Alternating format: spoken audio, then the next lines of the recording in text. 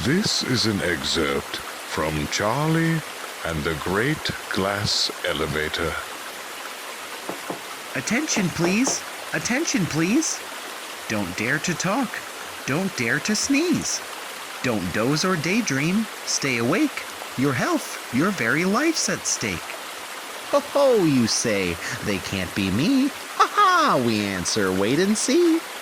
Did any of you ever meet a child called Goldie Pinklesweet, who on her 7th birthday went to stay with her granny down in Kent? At lunchtime on the second day of dearest little Goldie's stay, Granny announced, "I'm going down to do some shopping in town." Dunno why Granny didn't tell the child to come along as well. She's going to the nearest inn to buy herself a double gin. So out she creeps, she shuts the door, and Goldie, after making sure that she is really by herself, goes quickly to the medicine shelf, and there her little greedy eyes see pills of every shape and size. Such fascinating colors too, some green, some pink, some brown, some blue. "All right," she says, "let's try the brown." She takes one pill and gulps it down. "Yum, yum," she cries. "Hooray, what fun!" They're chocolate-coated, everyone. She gobbles 5, she gobbles 10. She stops her gobbling only when the last pill's gone. There are no more. Slowly she rises from the floor. She stops, she hiccups. Dear, oh dear, she starts to feel a trifle queer. You see, how could young Goldie know, for nobody had told her so, that Grandmama, her old relation, suffered from frightful constipation. This meant that every night she'd give herself a powerful laxative, and all the medicines that she'd bought were naturally of this sort. The pink and red and blue and green were all extremely strong and mean, but far more fierce and meaner still was Granny's little chocolate pill. Its blast effect was quite uncanny. It used to shake up even Granny. In point of fact, she did not dare to use them more than twice a year. So can you wonder little Goldie began to feel a wee bit moldy. Inside her tummy, something stirred. A funny gurgling sound was heard.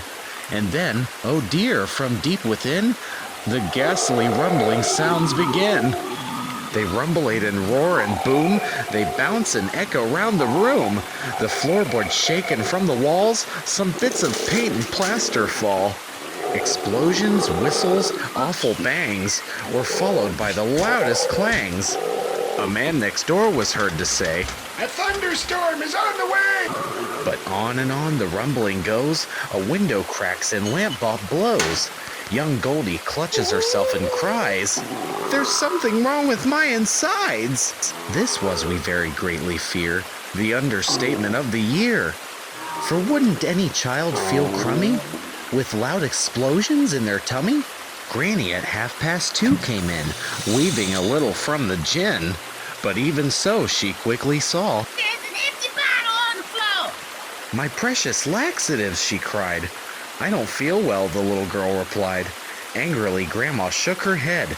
"I'm really not surprised," she said. "Why can't you leave my pills alone?" With that, she grabbed the telephone and shouted, "Listen, send us quick!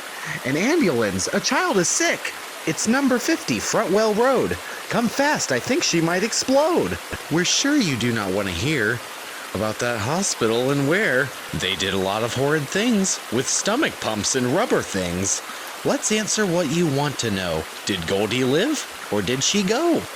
The doctors gathered round her bed. There's really not much hope, they said. She's going, gone, they cried. She's had her chips, she's dead, she's died. I'm not so sure, the child replied, and all at once she opened wide her great big bluish eyes and sighed, and gave her anxious docs a wink, and said, I'll be okay, I think. So Goldie lived and back she went, and first to Granny's place in Kent. Her father came the second day, and fetched her in a Chevrolet, and drove her to their home in Dover, but Goldie's troubles were not over. You see, kids, if someone takes enough of any highly dangerous stuff, one will invariably find some traces of it left behind. It pains us greatly to relate that Goldie suffered from this fate. She'd taken such a massive fill of this unpleasant kind of pill. It got into her blood and bones. It messed up all her chromosomes. It made her constantly upset, and she could never really get the beastly stuff to go away. And so the girl was forced to stay for 7 hours every day within the everlasting gloom of what we call the ladies' room. And now she sits and dreams of glory, alone inside the lavatory.